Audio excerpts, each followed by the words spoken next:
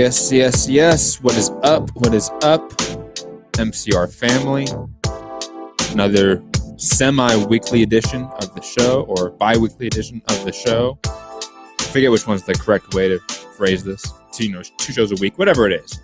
We're back talking, obviously, Earl Spence, Danny Garcia coming up this weekend on Fox pay-per-view. Yay, pay-per-view. Yeah, I'm not buying this one, just to already give you guys insight of my thinking on this card. I'm not buying this one for sure. Crackstreams.com, wink, wink, nudge, nudge. I'm coming to them. A lot to get to on today's show. Obviously, speaking of pay-per-view, Mike Tyson versus Roy Jones pay-per-view is the highest selling pay-per-view of the year by a lot. And I mean, Gary was right. Gary, you're right. I mean, you thought it was going to do like over 1 million. I mean, it's not going to hit 2 million. It's at 1.5 is what it's probably going to come in at. Yeah. But I mean, it's fucking high. It's high. Oh my God. I think it's one of the top 10 pay-per-views of all time in boxing in terms of buy rate. Yeah, if it comes in what they're saying at 1.5, it'll be 8th. That's insane. Oh my God. Claressa Shields signing with PFL, which is a mixed martial arts promotion. A lot to dissect with that topic, of course. You know, the pound for pound number 1 or 2 women's boxer in the sport. Not necessarily leaving the sport, but obviously diverting a lot of her attention away from boxing. So we're going to have to dive into that. Joe Miller getting a big suspension. Big Pharma. Yeah, I totally forgot about Big Baby, dude. I thought he had a suspension or some shit, man.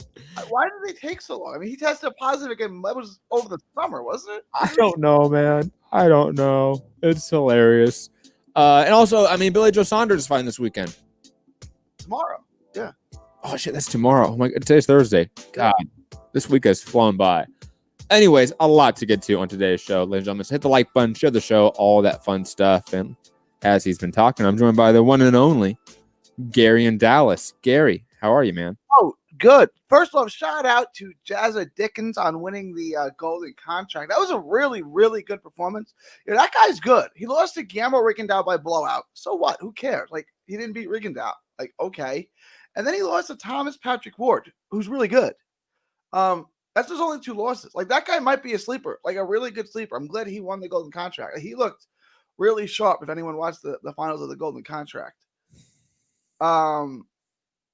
But obviously it's big fight weekend now. We have Spence and Garcia. And if you're wondering, I've never had any problems with crackstreams.com. So definitely don't go there to watch the fights. Definitely don't do that. Be an admirable person and pay the absurd sum of money that they're asking you to pay, and don't go to crackstreams.com. Don't do that. Definitely don't go to crackstreams.com to watch the fight. That's crackstreams.com. Don't go there. Or First Row Sports, or First Row is it's VIP? Wait. VIP League? VIP League. That one it always cuts off on. Really? I would, in all seriousness, I would not go to the VIP one. I've never had good luck with that. I've had good luck with their mobile side. I'll say that. But desktop, no, I don't like their desktop, to be honest. So you might be right about that. But First Row Sports, yeah, that's top-notch shit right there. I've been using that since like high school. Your phone, or you cast it to your television? No. I watch on my computer. So like I got HDMI cords. I'll open the shit. Okay. Yeah. On the phone though, I really don't watch illegal shit on my phone. Yeah, I don't. I'm a good citizen. My phone because it hurts my eyes. Like I got like a nice big computer screen. I like that. So old. It's so funny, Gary. It hurts my eyes. It did sound like my grandfather. It hurts my eyes. So good. But Gary, let's get into obviously the big fight of the weekend. Earl Spence versus Danny Garcia for the WBC, whatever bullshit titles. What are the titles on the line? IBF, yeah. I've seen IBF. Now this BS belts. Those are the 4 regular normal belts. No, they're still BS too. And they created a humanitarians belt that they're going to give to the winner for first responders. I was like, well, why don't you give the belt to a first respondent? Like, what? You just see the belt. This thing look like it costs $1 million because they got that Canelo money coming in, right? franchise champ for life. He can make $1 million Gordy belts, right? Like the belt looks pristine. It's like an angel, like a paramedic angel with boxing gloves. It's like the belt looks like they had it designed by some famous artist in Mexico or something. Like the thing looks legit. Plus, let's be honest, the irony of, giving that out at a fight in Texas where like COVID rates are. But why are you giving it to the winner of the fight? Why don't you give it to a first respondent, right? Like a ambulance driver or a paramedic. You know what I'm saying? Like, I don't understand why the fighter gets the first respondent belt. But even in that case, like the first respondent, like, thanks, man. Like you have like 10,000 people in this arena. This isn't a super spreader. Thanks for making my job so much easier. Yeah, this shiny belt makes everything good. You could probably sell it. I'd retire. Leave the job. No more first responding for me. Oh, God. Gary, you have been, I would say, one of the few people that have been, that at least I pay attention to because, obviously I do a show with you. You have been an apologist, in a sense, for this matchup, Spence and Garcia. You think it's far closer, I think, than other people are perceiving it as. You view this as a worthwhile elite level fight. So thoughts on the matchup, thoughts on Spence Garcia, thoughts on obviously it being a pay-per-view. I mean, you've been talking about this one as a high level fight, I think is the term you've been using quite often. So thoughts on it? Yeah, it's in my estimation, two Hall of Famers still in their prime fighting each other. To me, this is not much different than Jacobs and Canelo, which I feel people were really, really into. Right? Like Jacobs would be the Garcia and Spence would be the Canelo in this case, right? Like, though Danny Garcia is far more accomplished than he's far more accomplished. Not really at 47, but in his career, he certainly is, right? Yeah. He had an incredible run at 40, right? Mm-hmm. It's like Canelo and Jacobs. It's like, ooh, this is a great fight, and everyone or 80% of people is going to say Canelo wins because Canelo's the best guy in the weight class, so you're going to pick him. Spence is the best guy in the weight class, you're going to pick him, right? That doesn't mean it's two top 5 guys. Danny Garcia was right there with Shawn Porter, and Shawn Porter on my card, first time watching it, I had him winning it by a point. I went back and watched it again. I scored for Spence by a point, right? But he won a 50-50 fight with Spence and Porter for a 50-50 fight, right? So and Garcia was close with Porter. So I mean, they're in the same league. It's not like there's levels apart, right? Like it is not. I'm gonna pick Spence. I think Spence wears him down. I think it goes the distance. I think it's close. Right? I was 8-4, 7-5 on one scorecard. Yep. But Danny Garcia is really good at a lot of things. His timing is great. He knows how to pick his power. He's a better boxer and more mobile than people give him credit for. Danny Garcia is real. It is not unreasonable. So it's like if you would have picked Danny Jacobs to beat Canelo, I would have said, I disagree with you, but that's not a ridiculous thing, right? I don't think it's ridiculous to think Danny Garcia is really competitive in this fight or even wins the fight. Like the fight is going to be competitive. It's not going to be Mikey Garcia versus Errol Spence. No, it's not going to be like that. This is going to be a really good fight. Danny Garcia will give anyone a really, really good fight. Anyone at all. Like, Danny Garcia lost to Keith Thurman, right? Mm-hmm. That Keith Thurman was the best guy in the weight class. That Keith Thurman probably beats Errol Spence, right? I mean, not anymore. That's 4 years removed now, and Keith Thurman. Oh, you mean 2017 Keith Thurman? Yeah, version of Keith Thurman. That guy was really good. And Danny Garcia he lost, but it was close. He came back and rallied. I don't like if anyone thinks it's gonna. Nah, I'm gonna be wrong again. Like he's gonna get blown out in 2 rounds. I'm gonna look foolish like the Daniel Dubois fight. But like Danny Garcia is a proven commodity. I don't think he's gonna win. I'm not picking him, but I think it's a really close, really competitive fight against opposing 2 Hall of Famers against each other, still in their primes. Like yes, I love this fight. No, I wouldn't say I love the fight. I would love a Crawford fight, but of all the fights we could reasonably make, it's pretty good. No, I mean, like I said, I like the fight. I think it's, like you said, 2 future Hall of Famers, if we're being quite honest, fighting in their primes. We have Danny Garcia, who's only had 2 losses in his career, and there's a lot of people, not a majority, not even a plurality, of course, but there's a lot of people out there that think that Danny Garcia won both of those fights against Those Keith people are Thurman. wrong, but yeah. They're wrong, but I mean, there's people that think that, as somebody that thinks Canelo Alvarez beat Triple G both times, and that reminds me, Gary, I know we both have a lot of memory issues. Try to remind me sometime in the show when there's like a lull in the topics and shit to bring up a fan topic, or not fan topic, a listener topic, I should say, about Triple G, because we tend to shit on Triple G a lot, and we have one of our longtime listeners ask us a question about our perspective on Triple G. So I do want to address that later on the show. It's totally off topic. Quick question about. Yeah, just question about Triple G. Remind Matt. Just write that down. Thank you. Because I will forget. You will forget. I just know us. But digressing, I know that there's people that think that Canelo beat Triple G both times, like me. So I would give the people that think Danny Garcia beat Keith Thurman and Sean Porter their just due, at least for bringing them up in the conversation, even though they're wrong. Well, I can see you're just a bad judge and you discredited all the work Porter did on the inside. Okay, I can see how you got that you're just a bad judge, right? But Keith Thurman, there's no way he won that fight. Like, show me the rounds that he won. Hey, I was there in the arena, man, and there was a lot of people that thought Danny won. All right. Now, maybe because it was the Barclays, and that's like adoptive, like Danny Garcia territory, so that's why a lot of people thought he won. But man, there's a lot of people that thought he won. And that was a unification fight. The announcer goes, and Danny Garcia goes nuts. WBA champ and new WBC champ, and he was like, wah, wah, wah. I was like, you should have listened. There was going to be a new somewhere, right? Like, you were both going to be the new. Oh, that's a Danny, man.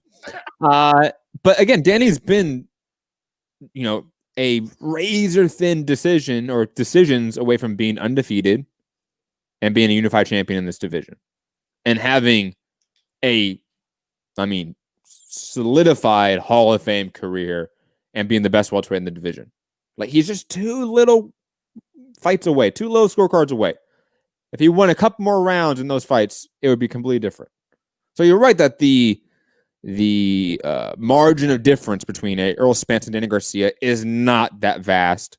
It's not that wide, especially with how fans have portrayed it, with how media has portrayed it. This fight's far closer than a lot of people want to give it credit to. You're absolutely right about that, Gary. However, when it comes down to actually analyzing the fight, I don't see a lot of paths of victory for Danny Garcia. The same issues that presented itself in the Sean Porter fight and the Keith Thurman fight with Danny Garcia, his lack of sort of strategic planning, his lack of sort of momentous offense throughout rounds, that is a reoccurring issue throughout his career. It's not a one-time thing. It's not a couple-time thing. That's just how he fights. He's a guy that goes in there, has a really good shot selection, has good timing, but he kind of just goes in there. And with a guy like Errol Spence, who has proven to be able to adapt, be able to execute game plans and overall strategic goals to a T, it's hard to see a path of victory for Danny Garcia over Errol Spence. It's just very hard. The path of victory for him is to hurt Errol Spence enough times to swing enough rounds to swing the fight. And at that point, you're asking for a lot to happen that's most likely not going to. That what led Sean Porter to having so much success was his style, was his overall ability that we know him to have. Unrelenting offense, forward pressure, ability to cut off the ring, great durability, ability to sustain counters and to keep coming forward to attack the body. Like, that's what Sean Porter does. What does Danny do? Kind of sticks in the pocket and throws back counters when he feels like he has the right, timing, the right shot, the right moment, the right angle. But that's not a path of victory against Errol Spence. Errol Spence does that and does it better. So I see Errol Spence beating him 8-4, to be honest. I see Danny having success enough to win a few rounds, maybe 4 rounds, maybe 5 if Spence is having a really off night due to the layoff, due to the car crash, all of that being an X factor, of course. But again, I don't see a path to victory for Danny Garcia. Gary? What about by stoppage? I mean, Danny Garcia gets pictured as posterizing knockouts. Like he's done it. Like I'm not betting on that, but like if you said someone wins by knockout, who is it? I would say it's Danny Garcia. I mean, who has a better knockout ratio? It's a good question. I would guess Spence because he won so many of his early fights by knockout. I would guess Spence does, but they're pretty high, right? Danny has a knockout ratio of 55%. Ooh, that's it? Yes, that is it.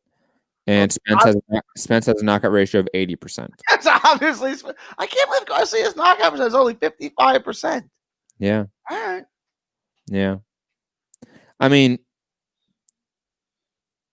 look, Danny has got some nice knockouts against guys that you kind of expected to knock out. Paulie Malignaggi, Samuel Vargas, old Brandon Rios, old Adrian Granados. But he's still gone the distance with Ivan Redkach in 2020. He went the distance with Robert Guerrero. Redkach. But everyone goes, Robert Guerrero goes the distance with everybody. Like, that's Robert Guerrero. He went the distance with Keith Thurman, too, didn't he? Floyd, whether he goes the distance. Like, I don't knock him for that. Redkach, you got to get out of there. But Danny seems, I'm not making excuses for Danny. It's your job. Get him out. But Danny seems so uninterested in that fight. It's like, okay, I'll just win these rounds. He's biting me. I'll just win these rounds and get through the day. Like, kind of like my complaint was to Rob with Harlem Eubank. Like, why are you letting this guy hang around? Just get him out. Go home. Like, I'll be honest. If you look at a lot of his major fights, except for like Amir Khan, they've gone the distance. He's got Khan out. He got Morales out in the rematch. In the rematch. But in the first fight, he didn't. Kendall Holdy got out, didn't he? No, he didn't. That went the distance? That was a split decision. I thought he was losing and he knocked him out. Did he get a knockdown in that fight? Doesn't say so. Nope. I think I had holding that fight actually. And then obviously Matisse. Nate Campbell didn't get out of there. Zab Judah, he didn't get out of there. Mauricio Herrera didn't get out of there. Lamont Peterson, he didn't get out of there. Who Earl Spence did. Yeah. Robert Guerrero, who we mentioned, obviously Keith Thurman, he lost to. Sean Porter, he lost to by decision. Like, yeah, right. Danny has pop. He has definitely respectable power, but it's not like it's lights out. You're out of their power. It's not. I was going to say he knocked out the guys he's supposed to, but like you go through it, it's not just Redkach where he was disinterested. There's a lot of guys he should have gotten rid of where he didn't get rid of them. Yes. Yeah. Like Peterson. That was a very close fight. It was a tooth and nail fight. Look what Spence did to him. Spence got rid of him. Right? Like, Paulie Malignaggi, he got rid of, yeah? Yes, he did. Late, right? Like 10th, 11th? Yeah, ninth round. 9th round, okay. What would Spence do to Paulie, guys? It wouldn't go alive. Look what Sean Porter did to him. And that was still prime Paulie still. That was the end of prime Paulie. Paulie was never... Do you remember that fight? Yeah, of course I do. From my Porter Paulie, right? Yeah. I don't know how Paulie wins. Like, look how much classier of a boxer is Paulie is than Porter. Porter is like... Because Porter just beat Evan Alexander right before that, right? That's how Porter got a belt. And then Paulie was coming up the fight where it looked like he beat Broner, but I was like, oh, Paulie's going to beat Porter. But like, he's such a classic. Porter went in there and ripped his head off. I was like, oh. I think just style-wise from, again, how Danny likes to fight, his overall strategic sort of influences, let's call it that. It does not lead him to beating a guy like Earl Spence. It leads him to being very competitive at the very top. That's kind of what we've seen. Like what we've seen, like borne out in time, is that he, at the very top echelon of talent, he loses. He's not able to sort of mount up sustained, consistent success from round to round to round in order to win rounds. That's his issue. He picks shots. He picks his moments. And that's great and all if you can knock him out or hurt him enough to, swing around. But if you can't hurt him, if you can't catch him enough, then it doesn't matter. And that's what we saw with Keith Thurman. Sean Porter was just able to outdo what Danny did, because I think Sean Porter has improved drastically over the last 3 or 4 years to where he fights a lot like Danny does, to be honest, if he wants to. And so Sean Porter outfought Danny Garcia in a Danny Garcia style fight.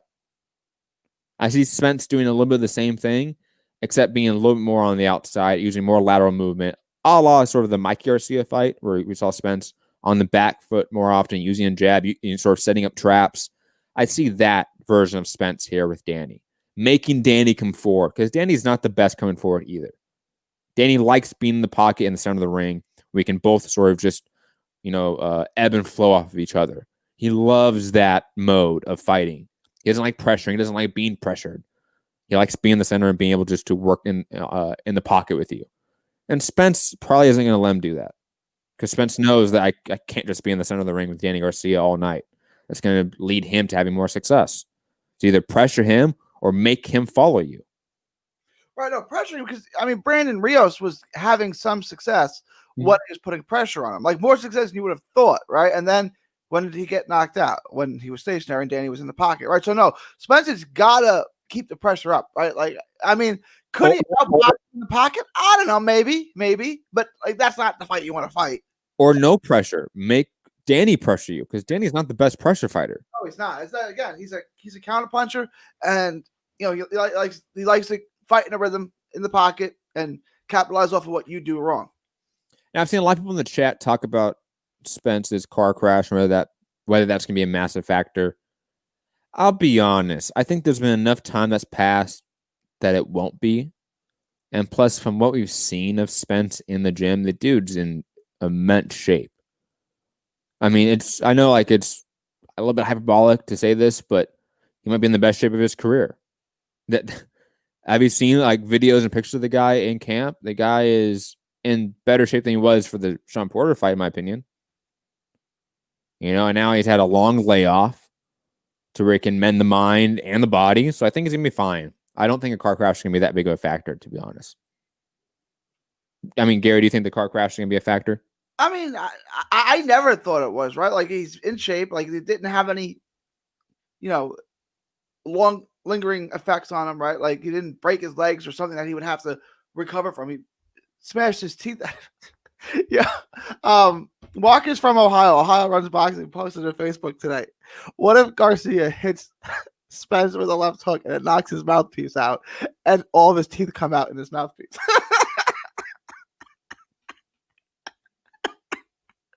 I'm guessing he had good dental work done, guys. I would assume. I don't think he went cheap on that, but what if he knocked all of his teeth out? Like, you'd have to stop the fight, right? Like, if you're the ref, you're like, I don't know if you can fight like that, but like, you have no teeth in your mouth, you might want to get that looked at. Like, we're going to stop this now, I guess. But that's not my prediction. I don't think Danny Garcia wins by left hook that knocks all of Spence's teeth out. No, the car accident was I never thought was a big deal, right? Because it didn't have any boxing related injuries. So, yeah, he had some time off, obviously, but he got back to the weight. He's on the weight. Apparently, he's on weight now. That's what they say. So I don't think that there's any issue at all. Like, that's not really even a thought in my mind. Are you saying that it's going to have some psychological effect on him? Yes. You asking me? Well, I'm not you. I'm asking you asking me to be like the voice of that conversation. Yeah, I think there's some people out there that obviously view any sort of traumatic experience like that, where you're getting physically damaged to any degree. You have a near-death experience. The idea of going back out there and getting physically damaged again and having a near-death experience, which I would assume kind of boxing is to a degree, right?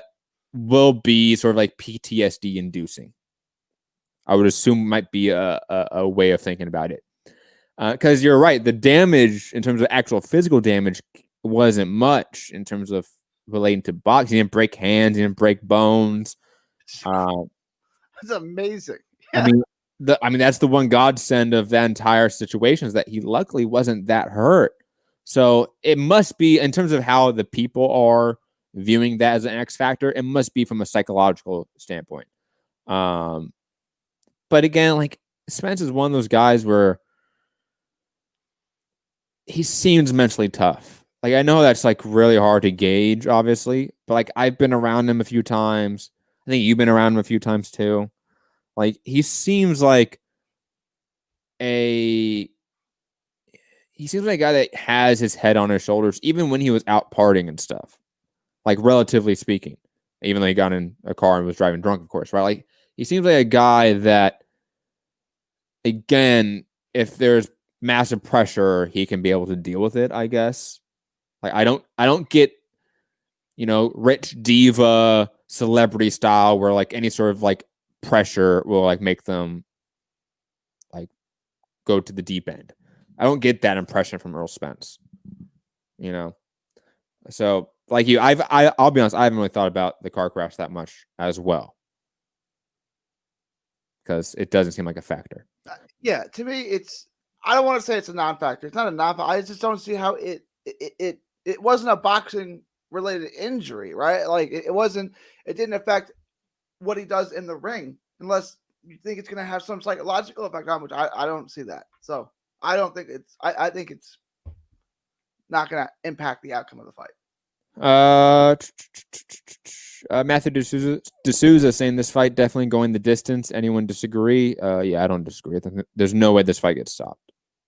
These two guys are too tough. Like, when have they ever been hurt? Like, Spence got hurt once by Sean Porter, right? He got hurt once really early in his career. Bad, worse than the Porter fight. But I don't count that shit. Yeah, that's the only one I can remember. And Danny Garcia being hurt, Kendall Holt, that was really early on. Zab Judah would have been the other one. His face was swelled up with Lucas Matisse, but I don't remember him really getting like gay. Yeah, like I don't remember Keith Thurman having him in a ton of trouble or anything like that. Yeah, no, this fight goes the full 12. Again, the evidence, the empirical data we have shows that both guys can go the distance and will be just fine.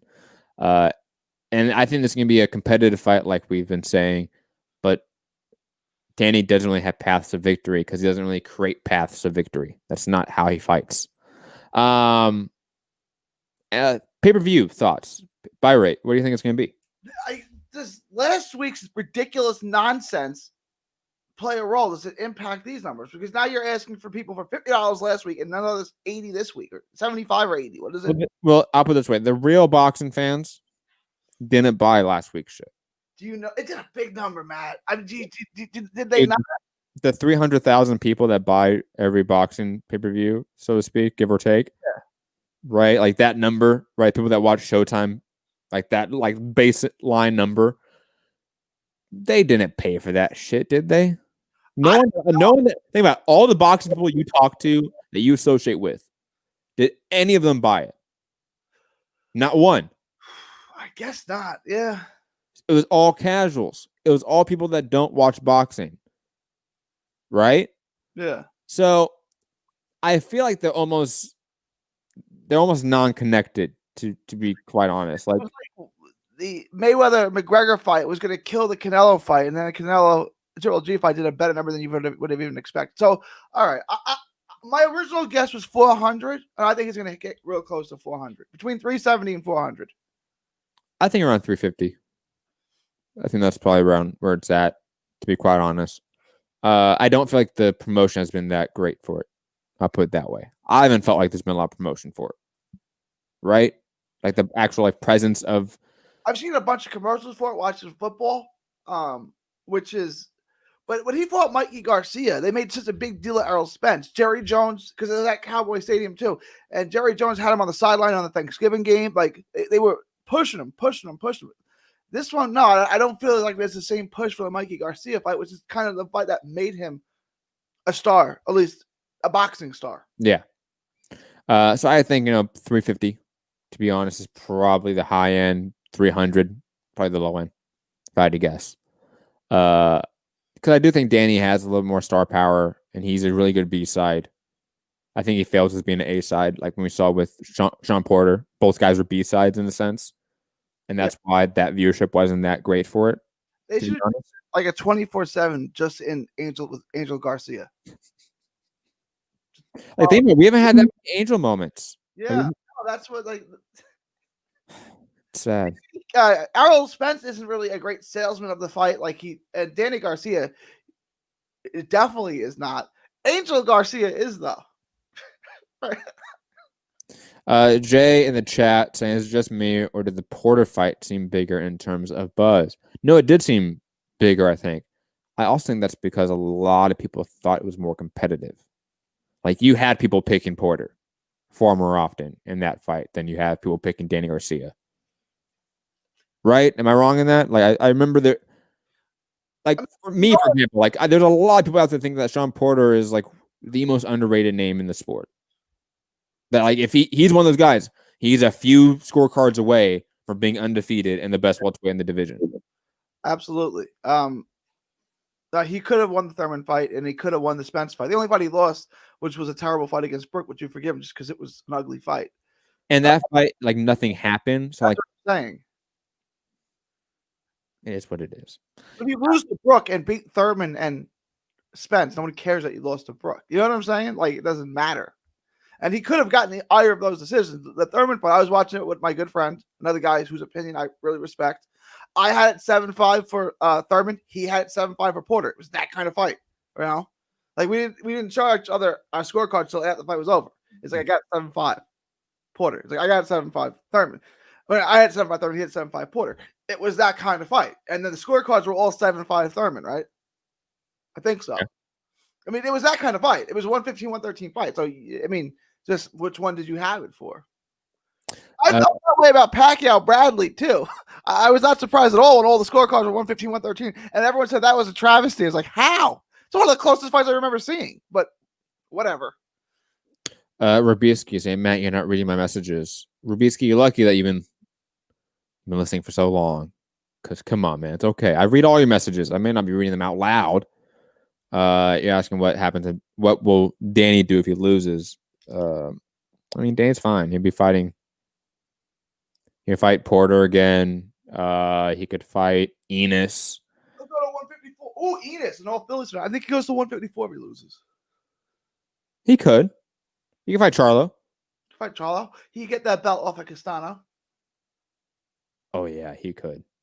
I'll be honest, he could probably. I feel like he could punch in between Castano's combinations, and it's great. You got a counter puncher and a pressure fighter. Right? Like, it's going to be a fun fight. That'd be good. I'll take that absolutely. And plus, Castano's actually 35 years old, so we'll see that. He's unbelievable. The dude looks younger than me, man. Did you want to bring up the listener question about Triple G? Oh, we can in a second. What else? Rubisky saying he thinks he's going to do 200,000 pay-per-view buys. That's low. If it does that, I think it will show that that the Tyson Roy Jones pay-per-view had some effect, to be honest. If it does that low, which it shouldn't. Like, Spence should be progressing upwards with these fights in terms of pay-per-views. I think he might be treading water in terms of actual buy rate, just because all these names kind of bring the same value. There's no actual progression in terms of name value and star power. That's the one unfortunate factor. Right. Star power is the same. The only one that's growing is Errol Spence's own star power. Like, if Spence, let's say, had fought obviously Mikey and then he fought Sean Porter, right? Those were his 2 fights in a row that were pay-per-view. If he fought Manny Pacquiao after that, I think it would be safe to say that Pacquiao pay-per-view, in theory, could have broke 1 million pay-per-view buys. Because there'd be this sort of progression of Spence's career now attached to the stardom of Manny Pacquiao. You don't have that right now. It's impossible to get that right now because Manny Pacquiao doesn't want to play ball with any of these younger guys except for Keith Thurman, who he just beat. And there's no other equivalent to Manny Pacquiao right now. When in Pacquiao Mayweather's day, there was a ton of guys that were stars that they could sort of feast on and sort of become stars off of. There's not that depth of star power. Marquez, you had Shane Mosley, who all had star power. Right now, none of those guys really have star power. And even like the Moraleses, the Barreras, like even they had obviously star power in their own right. Obviously not the same to Oscar or Shane Mosley or Chavez or anything like that, but they still had star power. You know, like that featherweight division back in the early 2000s, man. You may never get anything like that. You had these 3 incredible Mexican warriors, all with different styles, right? And then you had this Filipino typhoon that was just coming and destroying everyone. Man, that was the glory day of the featherweight, and then the super featherweight division. That was a great time to be a boxing fan. Too bad they put all of it on pay-per-view, except for the first Pacquiao Marquez fight, and not too many people watched it. That's a shame. Yeah, but here's the thing. That era always gets shit on, but that era is criminally underrated. Yeah. In terms of the actual like entertainment and violence it produced, the amount of Hall of Fame talent it produced, all of that. The stars that it produced. I mean we talk about it as like the dark age of the sport, which is weird because it arguably had the biggest events in the sport's history in terms of just pure metrics. The problem was you hit it behind the $60. It was $60 at the time, $60 paywall, right? And it's like, am I gonna pay $60 to watch these 226 pounders whose names I can't say? But here's the thing: the Tyson era, that was just the decade prior, was all behind a paywall too. Tyson, I mean, people will pay for heavyweights. People aren't gonna. I mean, me and you will, but you're not gonna get casuals. You're gonna pay $160 to watch two guys who weigh less than their wives do. You know what I'm saying? Like they're not gonna do that. Mayweather and Pacquiao are bigger pay-per-view draws than Tyson. Yeah, which is weird. I mean, I think that's because everybody had one of those illegal black boxes back in the day. Yeah, you got for $200 from your drunk uncle who made a selling black boxes. I remember I had one. I watched every single pay-per-view fight. Never paid for one. And all that movies. I watched Friday on that when I was in 7th grade, like every single day. Because I had all the pay-per-view channels, and then Friday was on. I remember Carlito's Way. I watched all the time. It was a great movie. What else did I watch? Oh, the Travolta movie with that is a tasty burger. Pulp Fiction. I probably watched that thing 50 times. I love that movie. Really, that's the Tarantino movie you go to? That's not his best movie? I mean, it's probably his most well known. Like it's like the most iconic, probably. But like I like Reservoir Dogs more. Ooh, okay. Yeah, you went underneath the Reservoir Dogs.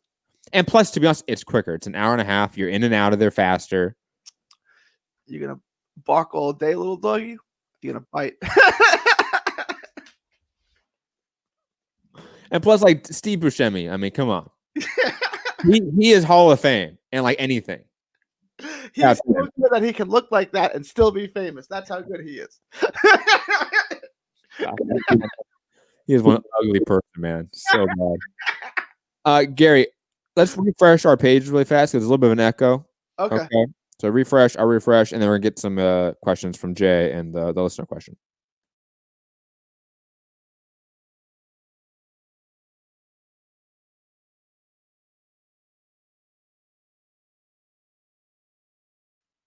And we are back. Yes. Hello, Gary. Hello. We're basically saying True Romance is the best movie written by Tarantino. True Romance is written by Tarantino? No way. Is it?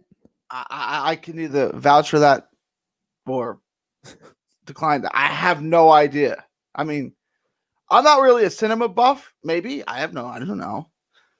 I like to say I'm a cinephile, right? Isn't that the term? You like movies? I would. Yeah, I think so. I just wouldn't use that because it sounds too close to something else. I heard Epstein was a cinephile too. No, don't say that. No. Ew. Nasty. You fucking ass. He watched a lot of movies from what I understand. Anyways. The other girl that was what was it? Ghislaine Maxwell? Yeah. In jail, they wake her up every 15 minutes. So she's not dead. Can you imagine how that's torture right there? I love it. Waking up every 15 minutes. Oh my god, that would be so bad. But she deserves it, so it's all right. Absolutely. I'm not feeling bad for her. I can only imagine how it is because I was in the hospital once, and I had to get like woken up like every hour to get blood drawn. Yeah, like I was really bad. I was really sick. I forget what I had. I was in there for like a week, and that show's awful because I didn't get any sleep in the hospital because I woke up every fucking hour to draw my blood. Times that by 4 and make it every day of your life. For the next 75 plus years of your life with no parole. Oh God. Jay asking us if we can shit on the undercard. Absolutely, because Yes. this undercard's not bad. I mean, not good. And that's probably another reason why I'm definitely not paying for it. I mean, I love Sebastian Fundora. I think he's the next Dave Benavidez. And I'll be honest, I think the Habib Hamed fight is actually an improvement over the Jorge Cota fight. Maybe I'm wrong in that, but like Jorge Cota, I do not want to see be beat up anymore. Like I have no desire to see that anymore, to be quite honest. So I like Fundora. Eduardo Ramirez versus Miguel Flores is gonna be a fun little scrap. Josito Lopez versus Francisco Santana is gonna be a fun little scrap. You know, Vito Milinki Jr. is on it. Frank Martin, I don't know who that is. Burley Brooks is on it. I don't know who that is. That is Spence's boy. He's good. I've heard the name, but I've never seen him fight. He fought on the Spence pay-per-view with Garcia, Mikey Garcia. He fought on the card I went to in Mississippi, the Ugas card. He's been on a couple of cards. Like he's 6-0. Like he looks good. He looks really good. Okay. But this card has no real behind it. There's no top 10 name on this undercard. Like, think about putting that perspective, right? There's not a single name on this undercard that belongs in the top 10 of any division. If that's the case, it's not a good undercard of a pay-per-view. I think that's obviously due to the money that the top billing is probably owed. But hey, that's... I know they really like that guy, Frank Martin. So I thought like he was like, but then I look at him, he's fighting a guy who's 12-12. So it's not like putting him in with someone who's going to test him. Yeah, I don't care. 12-12. I know they like that guy. At least Burley Brooks is fighting a guy that's 6-1. You know, like Burley Brooks is 6-0. He's fighting a guy that's 6-1. That's fine. That's a good little, prospect fight, I guess. But guys fighting 12-12 opponents and 12-24 opponents, I just have no desire for that. Josito Lopez versus Francisco Santana is a good Friday night, ESPN's Friday Night Fights main event. Like, that's a fun fight. Lopez should win, but it'll be action-packed.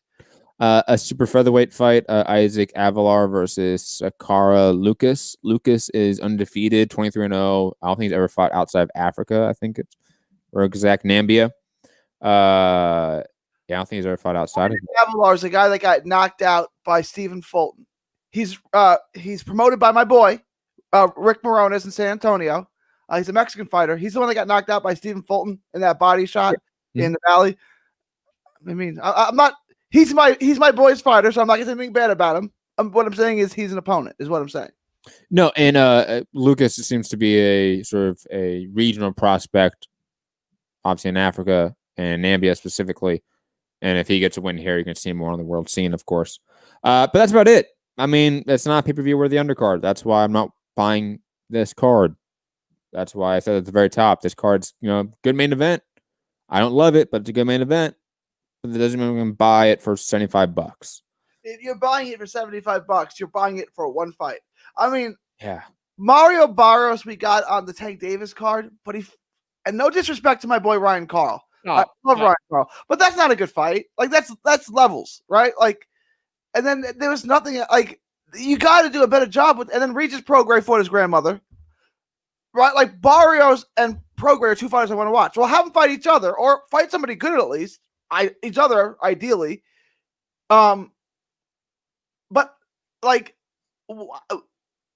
give us a better undercard, right? Seriously, like, give us a good undercard. Just give it to us. Give it to us. Give us good fights. Don't have guys that are 10 levels below you fighting elite guys. Like, I want to see Barrios. I don't want to see him against Ryan Carl. I want to see Prograis. Not against, I don't even know. Who was that guy he fought? Where did they find him? I don't know. That shouldn't be. Like, I know Prograis just went through a war, took his first loss. You can find someone better than that. Do you know I still have not watched that fight? There's no need to. Yeah, why?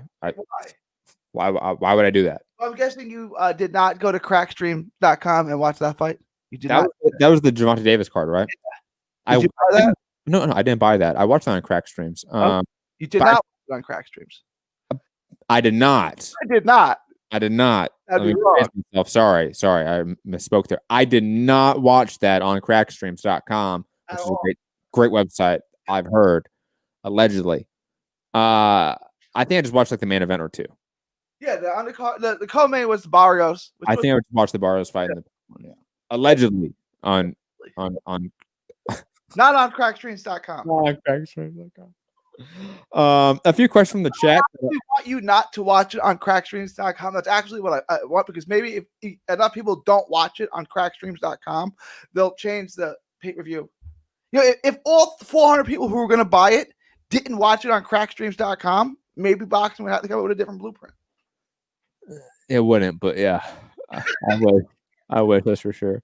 It did no pay-per-view buys, but crackstreams.com crashed because of all the traffic it was getting.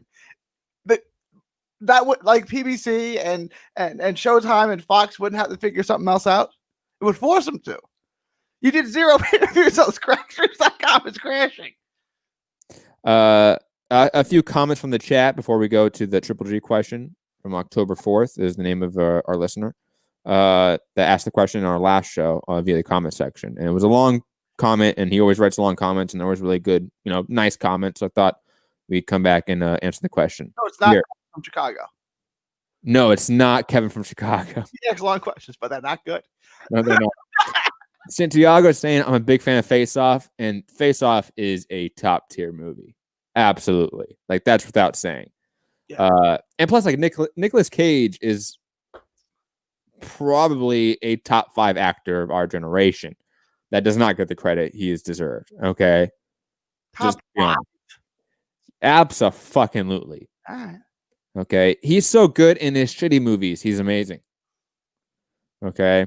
Have you seen these videos on YouTube, like by Variety, and I think GQ put them on, where like they interview like experts or actors to like review either movies or their careers or whatever, and they analyze it? Yes, I know what you're talking about. Check out the Nicolas Cage one. I think it's with GQ. Because Nicolas Cage is a very intriguing person. I'll put it that way. It's fascinating. And plus, again, Nick Cage.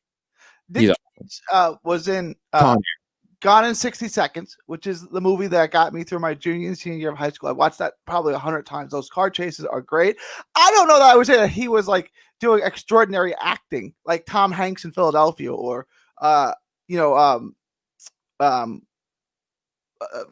who else? You named one person. Denzel Washington in what was the movie with the hospital? That was so good. Where they take over the hospital to get his kid the lung transplant or kidney transplant, whatever it was. John Q. Oh, that's so good. I always my dad would do that for me. That was so funny. Okay, that's 2 actors, Gary. Let's fill it out. The top 5. Who's the top 5 actors? Top of my head? Yeah, top of your head. Fuck it. But no, that's not the same generation. He still makes movies now. It's not the same generation. Stop it. I lived in New York. I was in Astoria, Queens. He's about 5'2". Pacino? Yeah, he's so short. That's not surprising. All actors you see are actually super short. Like even like the big like Hulk ones, they're like 5'11" tops. It's hilarious.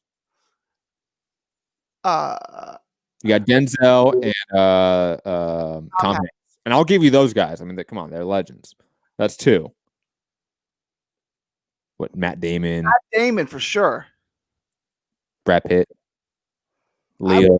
Same guy, like they're good. Like they don't really move the needle for me. Like if I'm not gonna say, oh, Brad Pitt's in the movie, I gotta go see it. Not Ben Affleck. Leonardo DiCaprio. Oh, of course, Leonardo DiCaprio. He's probably number 2 behind Denzel Washington. There you go. He's so good. He's so good. And Nicolas Cage right behind him. All right, fine. Nicolas Cage makes the top 5. Exactly, guys. See, facts. We just proved it. That was a scientific survey right there, guys. That's what we just did. Trust me. What else? This question for you. It was Santiago asking, Gary, have you shown your kids King of the Hill? Yeah.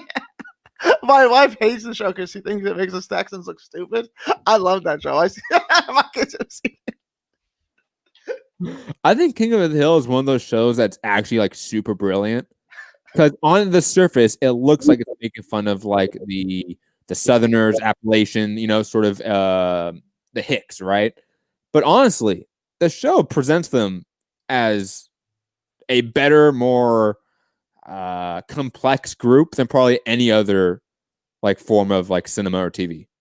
And Peggy Hill in their kitchen has this wood cut out of Texas that's a clock. We have that in our house. That's so great. That's so great. PSK is asking you, Gary, saying, Matt, did Gary ever correct himself about claiming that Joyce was throwing no right hands? He didn't watch the fight, guys.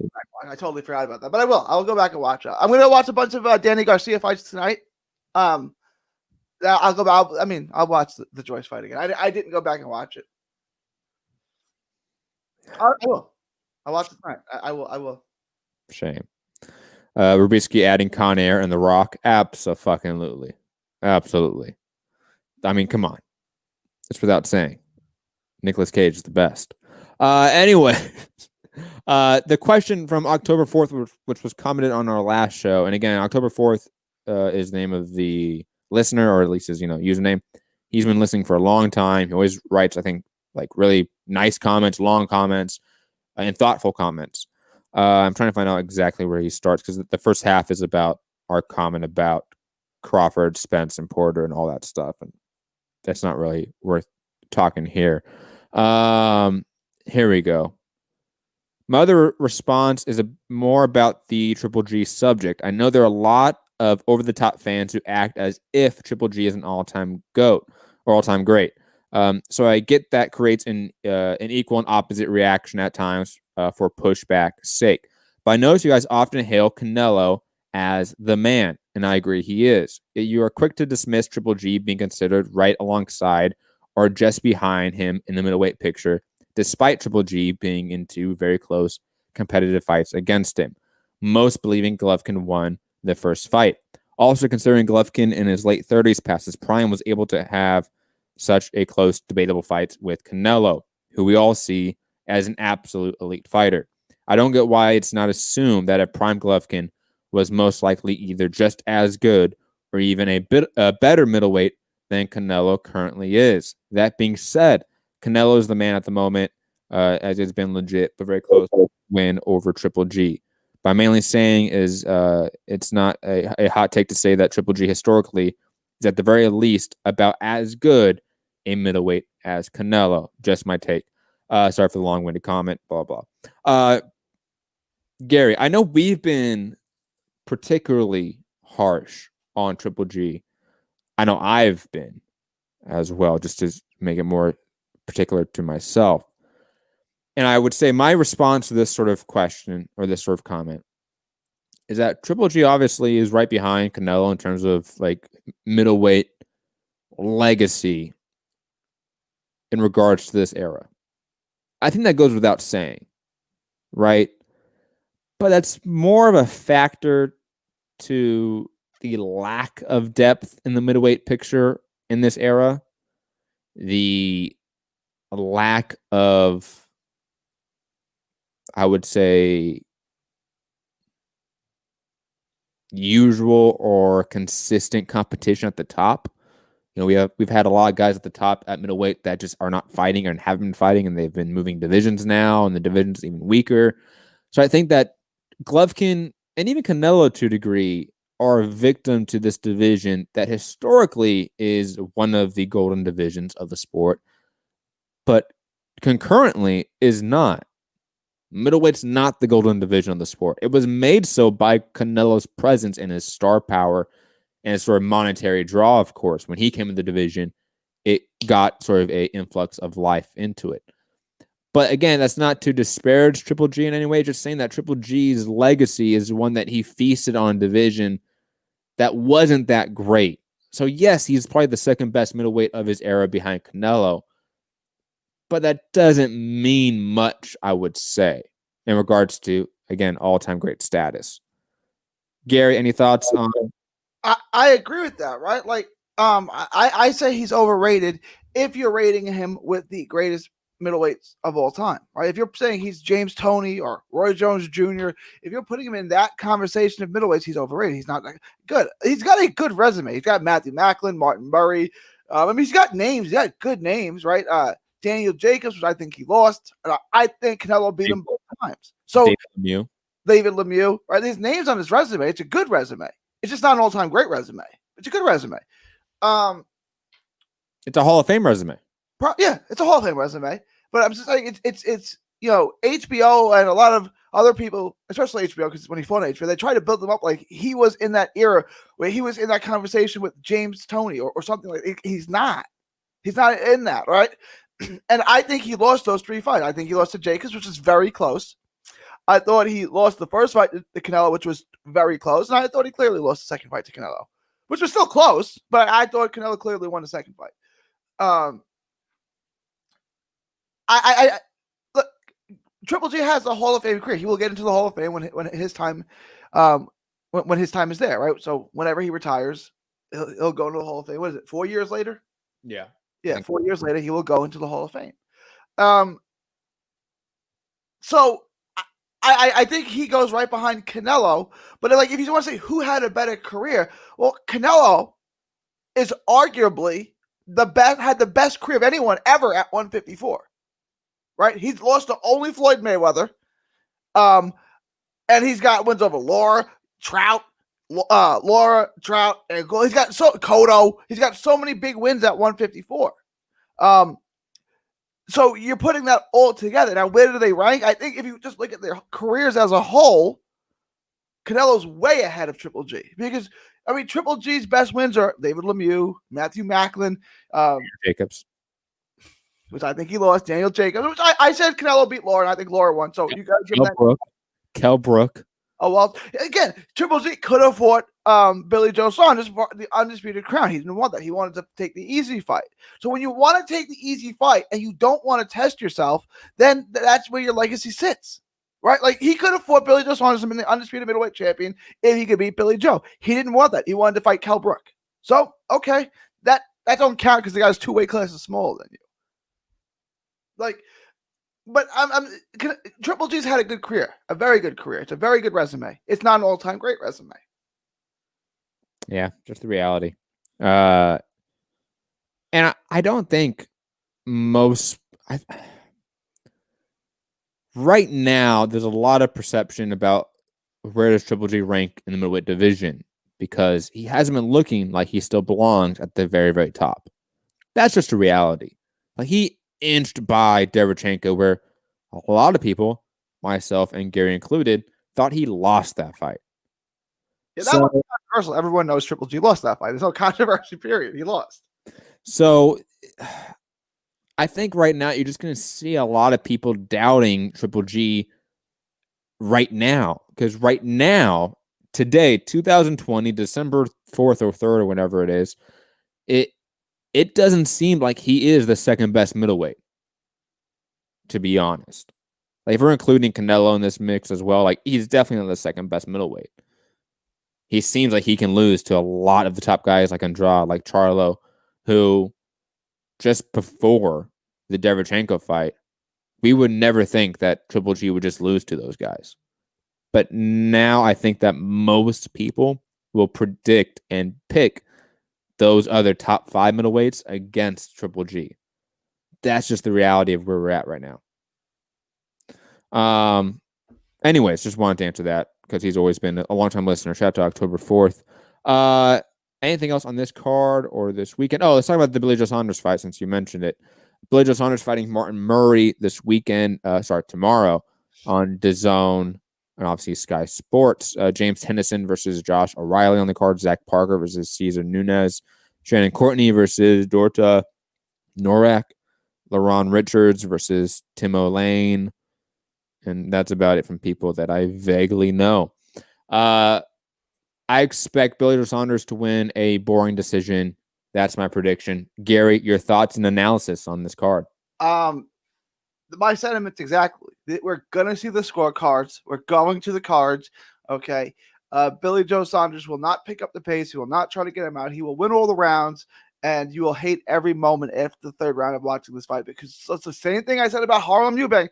Why not just try to get him out? Now, he's fighting a much better fighter than Harlem Eubank did, but like, I don't understand the upside of staying in a fight and letting the other guy, who's a professional fighter, just hang around with you. Like, look, you're good enough. You'll most likely 90% certainty get through this, but why not just get him out and end the night and go home? No, this fight will be boring. It will look like an Andre fight after the first couple of rounds, and we will go the distance. And after the third round, there's really no more point in watching it because all the rounds will look the same. Can you imagine how bad that Billy Joe Saunders Andrade fight would have been?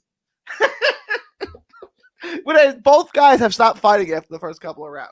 Like, imagine like that.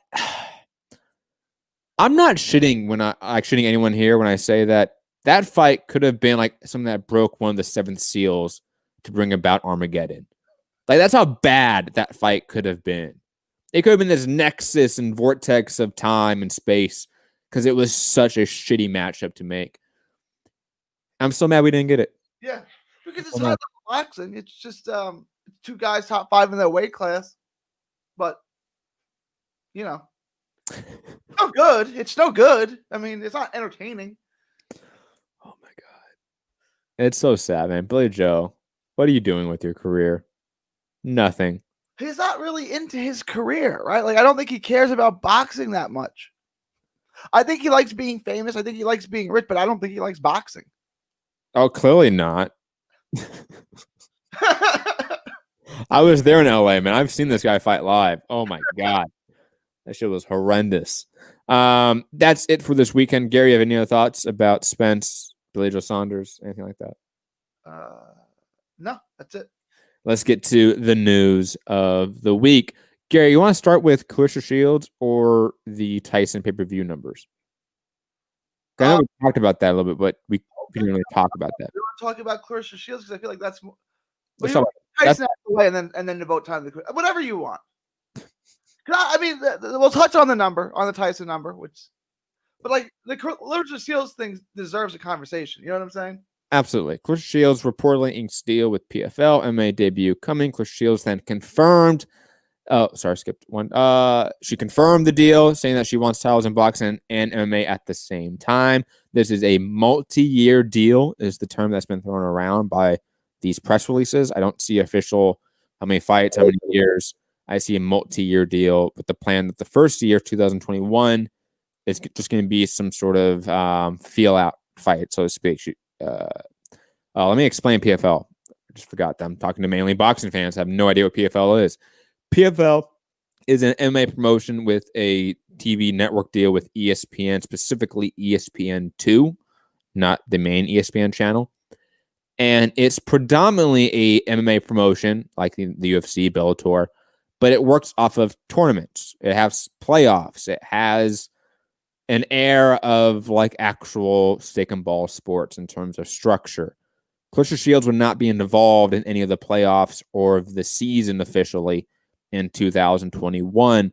She will partake in the tournament and most likely go on to fight Kayla Harrison, who's a 2-time Olympic medalist in judo, and also probably the biggest name in PFL, in 2022.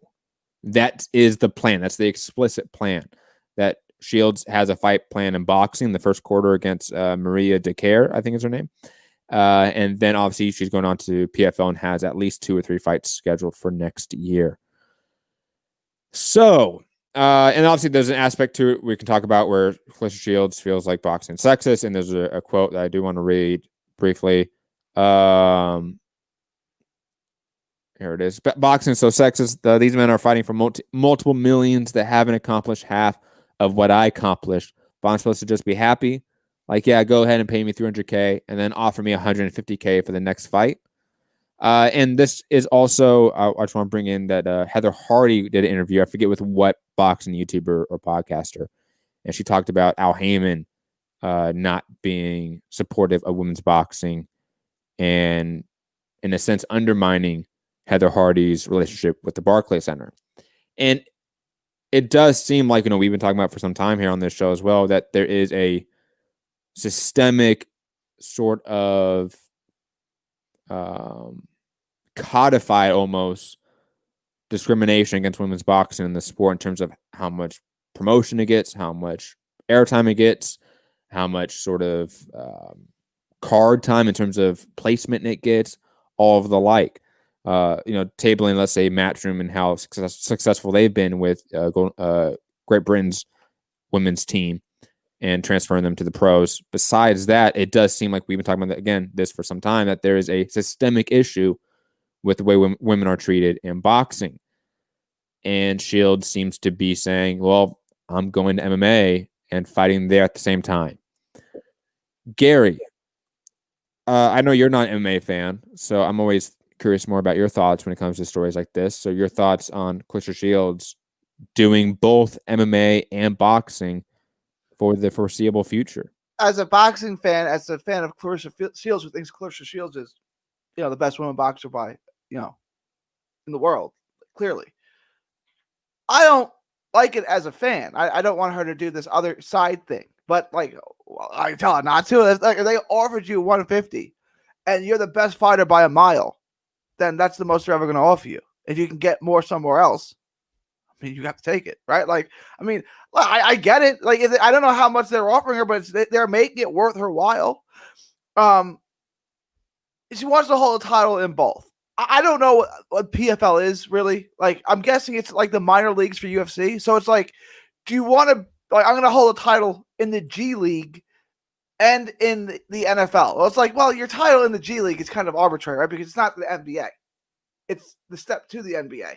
Is that a fair way to kind of look at the PFL? Like the minor leagues for the MFA, for UFC? Yeah. So I will say this. It's always a little bit different with the women's side of it, of course. Sure. Because the UFC just does not have divisions with women that are weighing this high. She's gonna be fighting at lightweights, which is 155 pounds in MMA. The UFC only goes up to 145 pounds for women, and they don't even have rankings for that division. Okay. That's how little they care about women at the higher end in terms of weight classes. So she has to go to PFL. That's just the reality. There is not a division for her in the UFC. She could never go to the UFC. That's just an unfortunate reality. Okay, so in terms of generalities and the gross nature of PFL versus UFC, yes, the PFL is a feeder league to the UFC in a lot of ways, of course. But in terms of lightweight women's division, that's non-existent in the UFC. So that's not really probably as equivalent for Claressa Shields' situation specifically. If she was, 125 pounds, 135 pounds, 115 pounds, it would be a different situation. So my other question was, okay, so that leads me to this question. If she becomes, and you can answer, I don't know if I'm being absurd by saying that she could be the champ in the women's division. I don't know how, I don't know. But if I don't think she's beating Kayla Harrison. That's what I'm saying. I don't know, right? She's far-fetched to think that she would because she's never played that sport before. I will say this. It's nice that she is at least not trying to go straight into a tournament to then fight Kayla Harrison in the perceived final of that tournament, right? She wants just a year of just fighting in MMA and training, of course. So that is beneficial. But even Holly Holm, she took a long time to get from boxing to kickboxing to then MMA and then to Ronda Rousey. It took a long ass time. She had 15 fights under her belt before she got to the UFC. You know what I mean? Yeah. It's she fought in the regional scene, worked her way up. Claressa Shields would have to do that for Kayla Harrison because Kayla Harrison is the equivalent to Ronda Rousey. Not only that, she's far better than Ronda Rousey in terms of actually on paper. Ronda Rousey was a bronze medalist in the Olympics for judo, right? Kayla Harrison's a 2-time gold medalist in judo. Just a different ball game entirely. And Kayla Harrison, if you ever watch her fight, and I would recommend actually watching her fight because you actually might like it, Gary. They're quick fights often because she's that aggressive with her submissions. She bullies people, flips them on their heads, rips their arms off. She is brutal. I don't I don't see Claressa Shields having enough time to really catch up to that talent gap, to be quite honest. Something when she's coming in, right? Like she would have to catch her. And the reality is that Holly Holm had a lot of success with Ronda Rousey because Ronda Rousey thought that she was a striker. Ronda Rousey was featured on the cover of Ring magazine right before that fight. You know, like people were talking about her fighting Floyd Mayweather in boxing. Remember? Oh, you told me Ronda Rousey was actually really good. I never watched any of her fights. I mean, I know exactly who she is. I always thought that she was a hype job. No. That she was actually really good. Yes. Okay. Yeah, like 100% really fucking good. She just bought into the fact that she's now a striker. And then she fought a boxer, and it didn't work. Yeah. And that's what happened. I don't think Kayla Harrison's going to have that issue. Especially, again, within a year and a half, 2 years. Like, that's the timetable we're giving Claressa Shields. That's not enough. Sorry, this person's been judo tossing women since she was 5 years old and won 2 gold medals. It'd be like saying, can Kayla Harrison can go box Claressa Shields and win a title? Fuck no. Yeah, I mean, Michael Moore tried this, right? The heavyweight factory. He would get athletes, really good athletes from football who didn't pan out in the NFL or whatever, and try to make them heavyweights at 25 years old. It's like, it's not going to work at this point, right? Like, I mean, could some weird thing fall into play? You're not going to say, okay, this guy's a great Division I athlete, right? Like all-world athlete. I'm going to turn him into a heavyweight champion of the world. You get Derek Rossi when you do that. It's like, okay, I get it. The guy's an athlete. This is something different, though. So I mean, she may have a level of success, but like to say that she's going to go beat the best in the world, which she would be fighting, seems a little far-fetched to me. Yeah, I just don't see it happening. It's just she can feast on like the lower tier of the women's division, especially at lightweight, because it's not a stacked division in any sense. But beating Kayla Harrison, no, that's a step too far. That's a bridge too far, in my opinion. Sorry. I think she would need 3, 4, maybe 5 years to catch up to that in any serious degree. And even then, I think it's mainly a cash grab. And I don't mean that to like dismiss this move or to like disparage any way, because it's the reality. If she's getting paid $300K for a fight and then she's being offered half that for her next fight, then I mean, what can you do if you're Claressa Shields? Got to do it. I mean, I don't like her going over. I wish she would just focus on boxing and fight 3 times a year, 4 times a year. But if the most they're offering you right now is 150 after all you've accomplished, it's like they're never going to offer you more. So you got to do what. If Jesse Vargas can still get paid $1.3 million to not even be the co-main event of a card, and you're Claressa Shields, 3-division champion now, 2-time gold medalist, done that all within 10 fights as a pro, and you're getting $150K. First off, I don't know how she hasn't got out of her promotional deal with Salida Promotions. To be honest, I think that's holding her back significantly. But regardless, I mean, how do you not look for greener pastures in terms of monetary value? And right now, it does seem like the well is dried up in the U.S. scene for women's boxing for some reason, right? And I think that's in large part due to. I mean, the fight would have been with Brackus, but then McCaskill got in the way of that, right? Even without that factor, it does seem like COVID has hit women's boxing far more than men's boxing. That's true. And I think that's in large part due to women in the sport using their ticket sales as such a massive bargaining chip for them. Think of Heather Hardy, for example, right? Even though her case right now isn't a perfect example of what I'm talking about. But I think that there's a lot of women out there in the U.S. scene that can go to a promoter and say, I can sell 1,000 tickets or 500 tickets or 300 tickets, whatever it is. You should put me on your card. And right now you can't do that. So they have lost all their leverage that they once had. And now they're competing against men who are being promoted by men, that are being shown on networks owned by men. It's how it is. It's implicit bias. It's how it works from the sort of corporate side of the world. Just unfortunate reality of it. So again, not surprised that she's doing this. It sucks, but I definitely do not blame her. Definitely do not. And I think it's, again, kind of a cash grab for that reason, just to go get some money. The idea of winning a title against Kayla Harrison at 155 in women's MMA, I'll be honest, doesn't mean as much as I think people would think. So that's kind of all it is. Go get, a good payday. Go collect 7 figures in a year from PFL if you can, because boxing's not going to give that to you. Salida Promotions is not going to give that to you.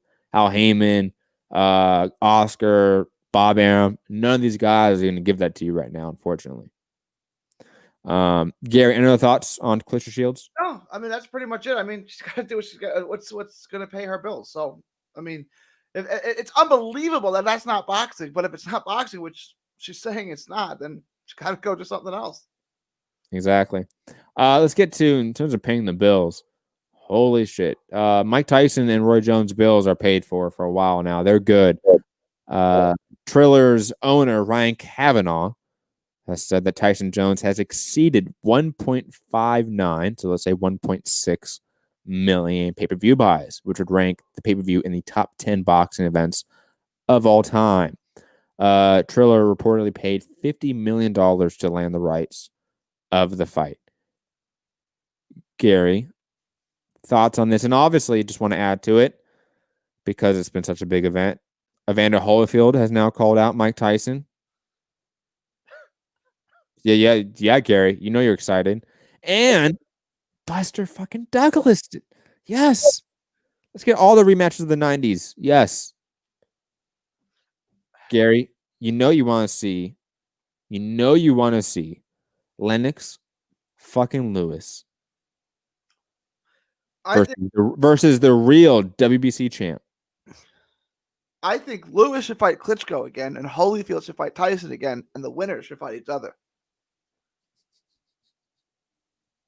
Who would win against Lennox Lewis and Vitali right now? I don't know, man. I mean, it would matter who's in better shape. I don't know.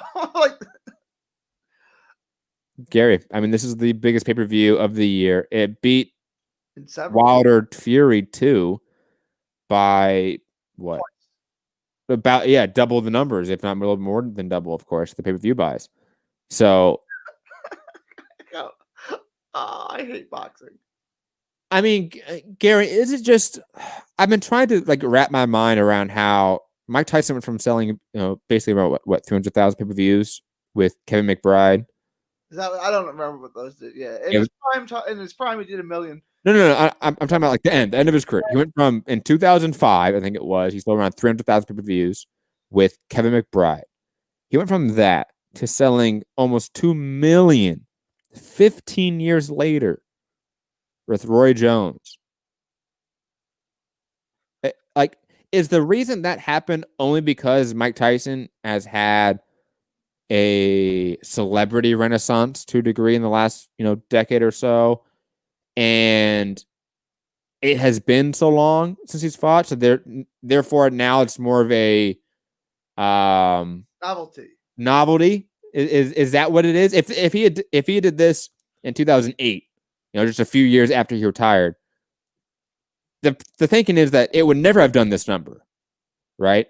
It's only done this number because it's been so long since he has fought, and because we all love Mike Tyson again due to his podcast, how honest he's been about his own PTSD and demons. Is that all it is? Is that it? I mean, yeah, and I think it's a novelty, right? Or was it Jake Paul? It was not Jake Paul. I still hadn't watched that. It's like if your favorite band that broke up 15 years ago made an album, you'd go hurry up and buy that, right? You know what I'm saying? It's like that. It's like, well, we may never get this again, and then there's a sideshow element of what's he gonna look like? What's he gonna do? But if he would have just fought when he was fighting in the end of his career, 2003, whatever this last fight was, 2004, whatever that was, he was just a bad heavyweight. That's it. He was just an over the hill heavyweight who wasn't going to compete at the highest level anymore. That's all there was to it. There wasn't much attraction for that other than is Mike Tyson going to bite someone? He's going to try to break their arm. He's going to kick somebody. What's he going to do? And now it's a sideshow. Now it's 15 years later. I want to see what Mike Tyson's like. I'm just glad that they both look like garbage. They both look like a hot mess. And no one will ever say that stupid thing again. Mike Tyson can compete in the heavyweight division today. Mike Tyson would beat 90% of the heavyweights. It's no, he wouldn't. He couldn't do that in 2003. Did you see? Hold on. Did you see George Foreman on record say that Mike Tyson can have another title run? In the Senior Citizen League. No. He can have another title run and beat. Stupid. He agreed with me that he could beat Usyk, man. He could beat Usyk when he was 23. He's not going to beat him when he's 53. Stop. No, if he was 23, Mike Tyson, he could 1,000% beat Usyk. What are you talking about? Stop.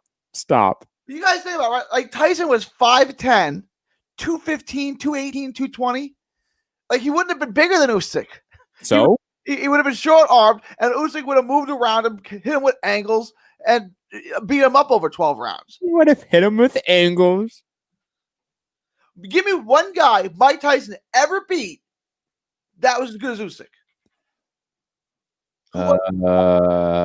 I mean, I think he's. No, I won't. Don't say Larry Holmes. No, I was going to mention worse names. Don't worry.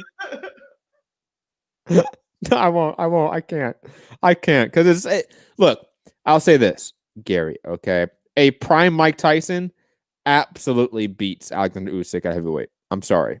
I just believe that. There's nothing in my mind that you can say that makes me go, oh, yeah, Mike Tyson loses that. When I just saw Derek fucking Chisora basically whoop his ass. Old man Chisora beat his ass. Derek Chisora lost 10 rounds in the fight that he beat his ass. And Chisora's 250. Mike Tyson is the same size, same weight as Usyk and shorter. Like that's apples to oranges. Like the heavyweight, the prototypical heavyweight in 1990 compared to the prototypical heavyweight 30 years later isn't even comparable. Jay in the chat knew exactly who I was thinking of. Yes, Spence is better than Usyk. That's actually true. And he was retired and out of boxing, and Tyson took him out of retirement. And Spence was great. Spence was a light heavyweight. Spence was one of the great light heavyweights of all time, meaning 175 pounds. Donovan Ruddock. What? Donovan Ruddock. Razor Ruddock. He's better than Usyk. I like Ruddock, but come on now. We're being silly. And dude. 220, 221. They were basically the same size, maybe a couple pounds bigger than Usyk. Usyk's way more skilled than those guys. Usyk's claim to fame is beating up relatively unknown Eastern Europeans. And Tony Bellew. Who beat David Hay? Okay, sorry. Relatively unknown Europeans. Not just Eastern. Western Europe too. Gotta bring in the West. I mean, come on. I mean, Usyk's best wins are against Garcia, who was 24, who beat Dorticos, who we've never, like, he didn't do anything. Like, I feel like, look, this is going to probably get me in some hot water. With also beat Michael Hunter, who competes at the heavyweight division. I'm not saying it's a one-to-one comparison, okay? But similar.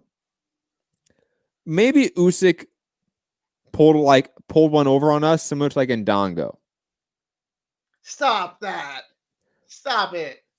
Look, again, not a one-to-one analog, not a one-to-one comparison. I think they're just similar in a way. Okay? We're like, Ndongo beat Ricky Burns, right? But he beat Trinovsky, right? And that was kind of his like, call to fame, right? Usyk beat unknown Europeans like Breedis. You know, he beat Michael Hunter, who kind of actually gave him some tough rounds. Michael Hunter is we're talking about guys that, comparative to the 90s era of heavyweight, would never have been competitive. Michael Hunter. Hold on. Even comparative to the 90s era of cruiserweight, it's not comparative. Like Evander Holyfield's still better than all these guys at cruiserweight. What's Michael Hunter? 6'2", 6'3", 215, 220? Sure. Okay.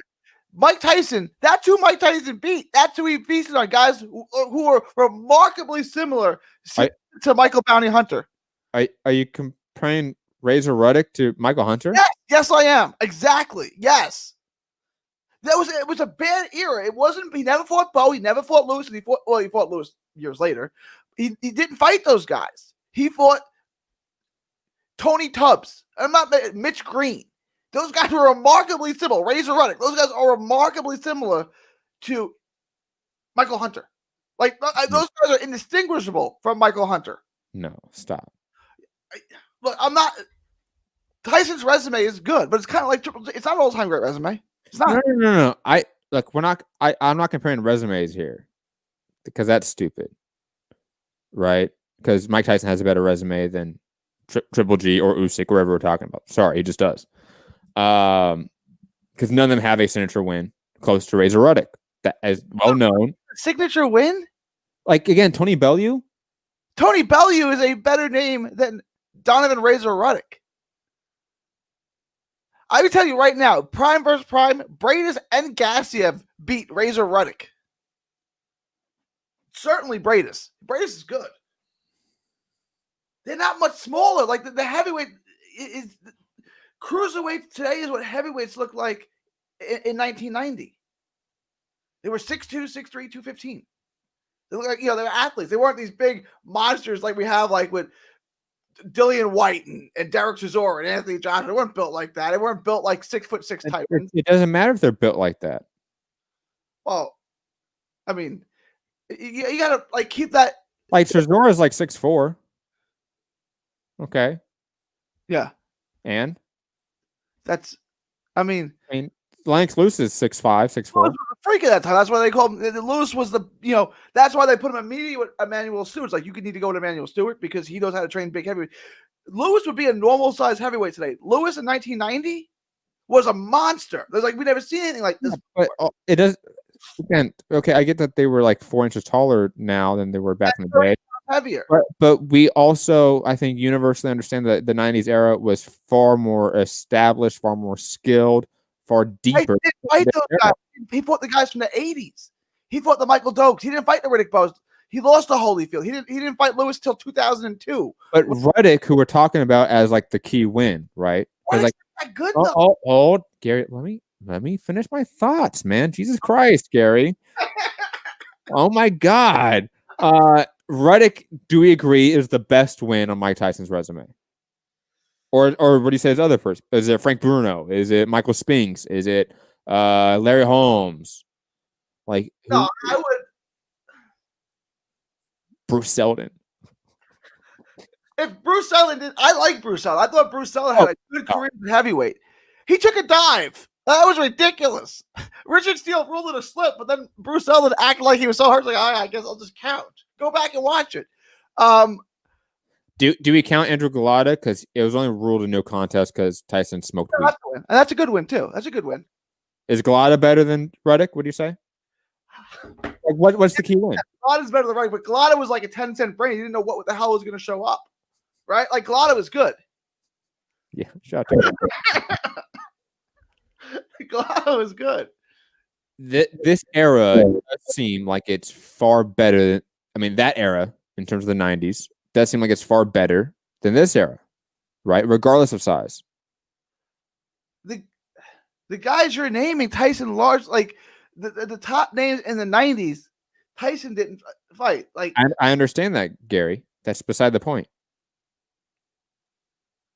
It's Alex Stewart. We're not talking about whether or not Usyk's going to fight more people in his era than Tyson. That's not the question. The question is, does a prime Mike Tyson beat a prime Usyk at heavyweight? And the prime Usyk at heavyweight barely beat Derek Chisora, while the prime Tyson was a fucking destroyer of Larry Holmes, Michael Spinks. And, you can maybe say that Ruddock was still like prime Tyson. The best name on Tyson's resume is Tony Tucker. Tony Tucker was really good. Tony Tucker destroyed Buster Douglas right before he fought Mike Tyson. That's the best win, and he was still in his prime. And if you guys think of Tony Tucker that got blown out by Lennox Lewis years later, but that's not Tony Tucker. We're talking about Tony Tucker in his prime. Tony Tucker was a legitimate, really good heavyweight. That's the best name on his resume. Sure, Gary. And he went the distance with Mike Tyson too, I believe. He did. Yes.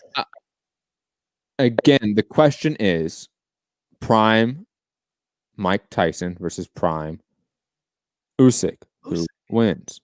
Usyk. And hold on quickly. Jay is countering you with the whole, like, this era is so much bigger than that era. saying Ruddock was 230, 240. Bruno was 230. Lennox Lewis was 240. Selden was 230. So you're saying all these guys were like 230, 250. 230, 240. You didn't have 250 pounds. So 230, 240 pounds. And Hey, we can find a 250. I'm sure you can find Lotto was 250, wasn't he? You can find a 250. Now, in today's era, I can find Big Farmer who's 315. Right? Like, yes, I can find, but that doesn't mean most heavyweights are 315. Right? Most heavyweights say 240, 250. Most heavyweights that Tyson ran through in the 80s during his title run were 215. So are you really trying to, I feel like you're only bringing this up as a way to like excuse Usyk not being successful at heavyweight. It's like, oh well, he's fighting guys so much bigger. That's why he hasn't looked good at heavyweight. He's already beaten good heavyweights. He's already beaten good heavyweights. No, I'm talking about. Okay, again, we're talking not about if Usyk's beat good heavyweights in 2020. Talking about like good heavyweights, like all time, right? Because Tyson is a good heavyweight all time, not great, right? But he's a good heavyweight all time. Yeah, Usyk doesn't beat him. My top 20. I don't know if he was in my top 20, but he might have been just because of just name value and all that. Like 19 or 18 or something like that. And plus, again, prime Mike Tyson, man, he was really cool to watch. But fuck, man, you think that 6'1" Usyk is just going to be able to dance around Mike Tyson? Beat 5'10" Mike Tyson, yeah. Dude, Chisora was able to cut off the ring. Chisora, old man Chisora. And it's not because he's some giant. I'm saying he's longer. He's okay. Breedis cut off the ring. You guys aren't gonna like this. Breedis beats Mike Tyson. No, he doesn't. Stop. Prime Mike Tyson. So then you must think that you put Breedis up against that run of Tony Tucker, Terrell Briggs, Larry Holmes, Michael Spinks, Frank Bruno, Carl Williams, all those guys. He just blows them out. He beats all those guys, yeah. Breedis is good. Breedis is really good. He beat Usyk. So what? Like, he didn't beat Usyk. Okay, Usyk is great. I'm so glad everyone in the chat's agreeing with me at least. Because it's just you guys. It's remember when. It's like this. Oh, it's not remember when. No. It's not. Look, Gary, I was never alive during Mike Tyson. So like, it's not a remember then. Like I wasn't alive. I have no nostalgia for this shit. Okay, I've been alive during Breedis in the Cruiserweight World Boxing Super Series, and the idea that like Tyson, nimble ass fucking guy that can slip off the center line and create angles and all that shit. That guy would struggle against the plotters like Dorticos and Gassiev and all these people. No, not Dorticos and Gassiev. Oh, so you'd beat them. You'd beat them. The guys that are the best wins for Usyk and Breedis. Is there to be hit. Guys who aren't there to be hit, Mike Tyson struggles with. Yeah, but like Breedis is not a Lennox Lewis. He's not a James Buster Douglas. He's not. He's not a guy that's 6'7" with that reach either. Breedis is substantially taller. I mean, what is Breedis? 6'3", 6'4"? Stop it. Breedis? That dude's 5'11". Breedis is not 5. Let me look it up. I'm gonna say he's at least 6'3". Well, I got it. Fuck you, Gary. Again, thank you to everyone in the chat for backing me. Breedis is 6'1".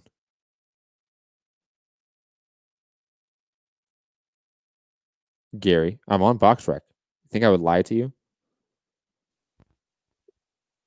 I think Gary froze. Oh, I'm back. He's back. I thought you were just being an asshole and you weren't believing me.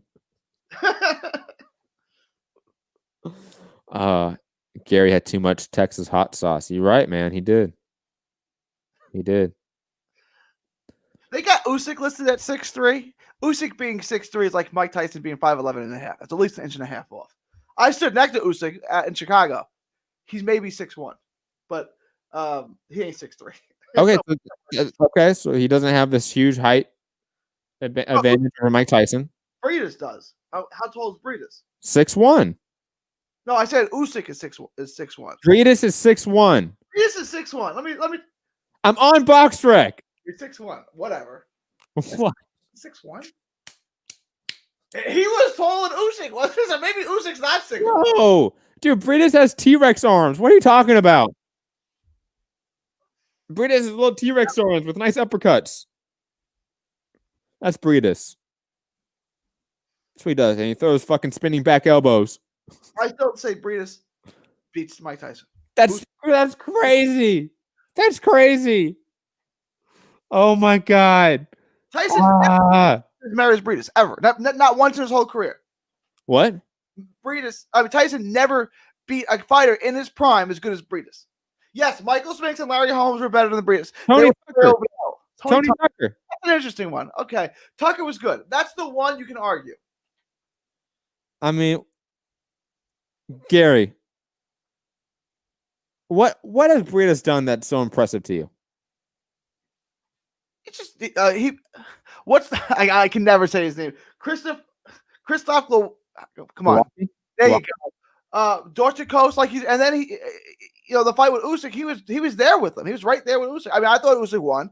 I thought it was clear that he won, but he was just a step behind him, and then he beat everyone else in a cruiserweight division that I think is the best cruiserweight division in 35 years. Do you think prime Evander Holyfield, late 80s, early 90s, cruiserweight, big ass neck? Oh no, that's later. I mean, that's true. Yeah, but still, regardless. How does he fare against these cruiserweights? That Holyfield, the Holyfield cruiserweight and the. So we'll say from time. Quickly, someone asked me about the reference to the spinning back elbow. Wasn't that the Glocky fight? Where that was the big issue? And no, it was not legal, but it was. Yeah, it was the Glocky fight. Yes. Combat Sports highlight. Check out the Marius Briedis versus Christoph Glocky fight. I know that was a really hard names to spell out and pronounce. Briedis, Briedis. Okay. It's only 3 rounds. Go find it. It's on YouTube or Daily Motion. It's insane. And shout out to old referees not knowing what the fuck is happening. But Gary, who were you saying before that you think is the most underrated fighter in boxing? Because I think Briedis might be the most underrated fighter in boxing. I think I said Sean Porter. All right. You're oh man, that might be right. It depends on where you rate Porter. Me and you both rate Porter kind of high, but I mean, maybe. Porter's an underrated guy, but I think Briedis is really good. Briedis is really good in today's cruiserweight era, which has a lot of parity amongst each other, which it's hard to make out. Sorry. I'll be honest. This might be a weird comparison, and we're totally getting off topic, but it's fine. Who cares, right? I get probably, how people view the current welterweight generation in comparison to older, sort of more storied and historic generations, right? I kind of feel the same way about this cruiserweight era that we've had in the last 5 years. We're it's really good. There's a lot of good names in the bunch. They've all fought each other too. There's a lot of good fights we've had. They've definitely produced what they could, right? But there's no real David Hay or Evander Holyfield out of the bunch. Even Usyk to a degree.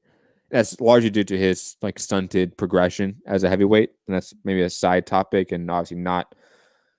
It's a factor of the sport to a degree, but I get that same sort of perception that this is a good era, but is it an historic era? Does it mount up to other historic eras we've talked about, and that other names that we've talked about in terms of just legacy, in terms of star power? I don't know. It doesn't feel that way to me. It feels like it's a underrated era. You can say it that way. Briedis, all these guys are really good, but are they all Hall of Famers? Are they producing a sort of legacy fighter like Holyfield or David Hay was? I don't know. The thing is, the Hall of Fame is tough because you kind of need someone, unless you put together a dominant run, right? You kind of need someone to prove your greatness. And when everyone is just really good, but no one's great, which I kind of feel like I agree with you. Usyk was great, but he's gone now, and they didn't beat him. So for like Bradis, either has to like put together like 10 or 12 like real consecutive title defenses, like Ivan Calderon did, or Orlando Canizales did in the smaller weight classes. He needs to just do that and sit there and just pick off every single guy that comes his way. Otherwise, it's like, no, you're not going to be a Hall of Famer because you don't have that fight to kind of prove your greatness, right? Like, or you're just not that star. Like right. David Haye didn't have that name. Like he didn't have the run at cruiserweight like Evander Holyfield did, but it didn't matter. David Haye was a star. Yeah. Like everyone knew who he was around the world. If you knew boxing, you knew who David Haye was during his cruiserweight run, and then when he went to heavyweight and fought Klitschko, like we all knew who David Haye was. You can't say that about Usyk. Kali, who was already an all-time great fighter at cruiserweight, right? The former light heavyweight champ, who was 5'2". How tall was that guy? And then came up and was they called it the junior heavyweight champion then, right? So Holyfield had that fight for greatness already at cruiserweight. Haye was a star, like you said. Haye was a celebrity. It didn't matter who he fought. Right. Gary, any other thoughts? No. I stick by both those cruiserweights. Beat Mike Tyson. Absolutely, Usyk beats him, and I would pick Bradis to beat him. Neither do. Sorry. I can't wait for like any of the top heavyweights to beat Usyk and Gary just to like be crying on this show. Kind of like how Fu did when Loma lost. Like I just cannot wait. God, I'm so excited for when that happens. I'll just say that he's fighting in the wrong weight class. So you can't even fault him for it. He's fighting guys. Dude, Fu said the same shit, and I yelled at him. So I said Usyk would beat all the guys at heavyweight. So if he doesn't, when he loses, then I'll be wrong. Just like I was wrong about Dubois. When he loses his next fight to AJ, it's gonna be great. And when I'm right, then I'll be right all by myself, and I'm gonna gloat like crazy. Back to Mike Tyson. Do you want to see Holyfield or Buster Douglas? Do you want to see any of those rematches? Like, where do you go on crackstreams.com? Buster Douglas is having some financial problems, so I'd like to see Buster Douglas get it just to help him out financially. I would too. Fuck it, why not? Absolutely, because I mean, they can sell that shit. Absolutely. Let's go through the news as fast as we can because we've been on for a while, and I'm hungry. Joe Miller has a 24-month suspension from the Nevada State Athletic Commission for obviously his drug testing violation. Gary, any thoughts on Big Baby not coming back till 2022? And then I would hold him out another year, right? Because that doesn't mean he gets the license back. It means he can reapply in 24 months. And I would say no, come back next year. But someone will give him his license, probably Texas. So he should go get his license in Texas, and the other 40 or however many commissions there are, because it's not 50, would honor that, right? That's how it works. So they have to honor it, right? Like if he gets his license from Texas and says, okay, I'm going to fight in New York or Nevada, they have to honor it, right? No. They don't have to? No. But if they say no, then the other states have to honor it. But if they say yes, the other ones don't? If Texas says no, the other commissions have to honor that, right? Yes. But if they say yes, the others don't. You can say no still? Yep. Yep, absolutely. That's at least how I understand it. Okay. I'm like 99.9999% sure that's how it works. The AIBA, which obviously the former and / current agency and organization that obviously ran amateur boxing for the Olympics, is still going through sort of processes to get back to the IOC's favor. I'll say this. Whenever we get the Olympics back involved, pay attention to the AIBA and what it's involved with, what's happening with it. This is one of those stories just to stay up to date with if you can. Moving on, because I don't want to stay on that topic. Verge Ortiz on Canelo leaving. He now thinks Golden Boy has more time to think about us, is the quote that Dan Rayfield used. I'll say this. I think it's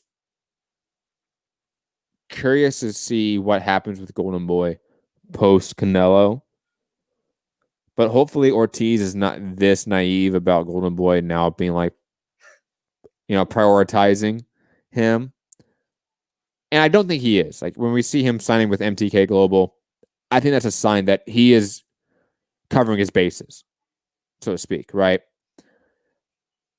But hopefully he really doesn't think this way, because I don't think Golden Boy has any inclination to prioritize him in any way. Like I said, I think Golden Boy has a timer on it when we see it fold up shop or get bought off by another company. I'm guessing Matchroom buys it. If we stopped doing this show, I would have more time to learn to knit. I mean, that's not how I'm going to spend my time, but yes, in theory, I would have more time to learn how to knit, right? Yes, Golden Boy has more time to spend on you now. They're not gonna, right? But yes, in theory, that's correct, right? Like possibilities aren't really arguments. Like, I have more time to wash my car. Okay, that's true. Yeah, like thinking like, oh, now thinking like, oh, now Oscar will show up to my events.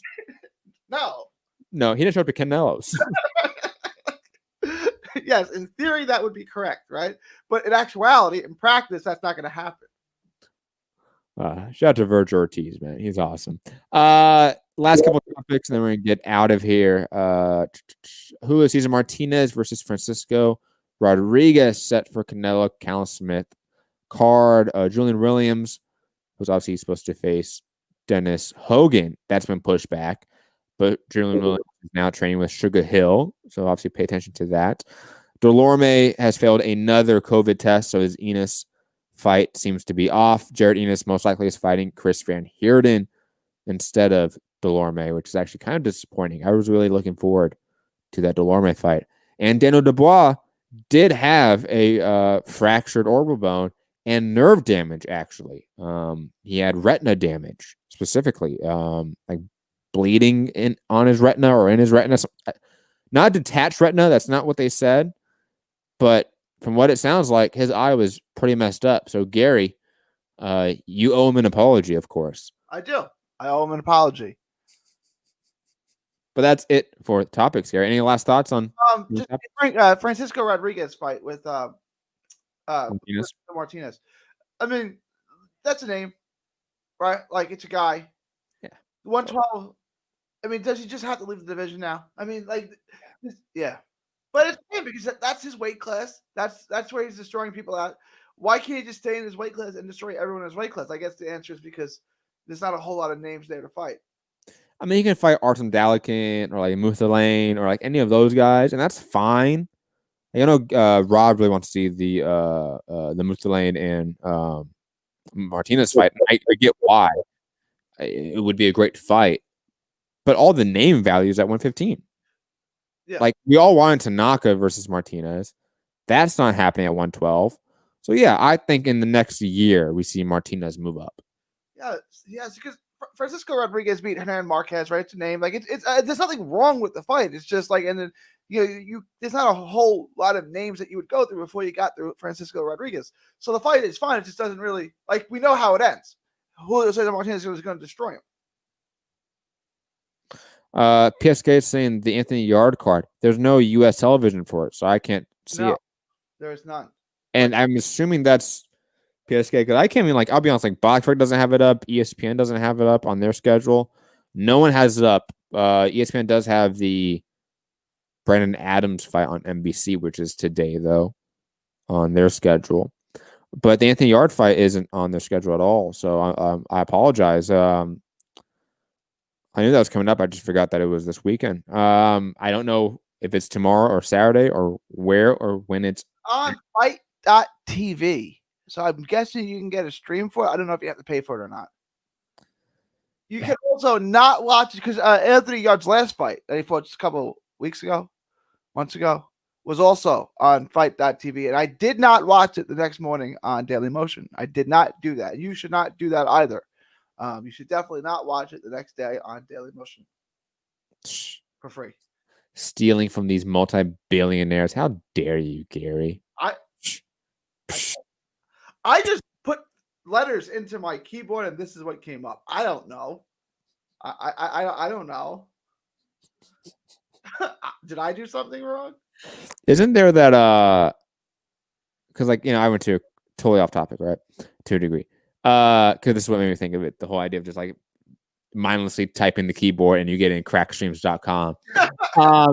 Like, because I took, like, obviously Christian apologist classes because I went to Christian schools most of my life.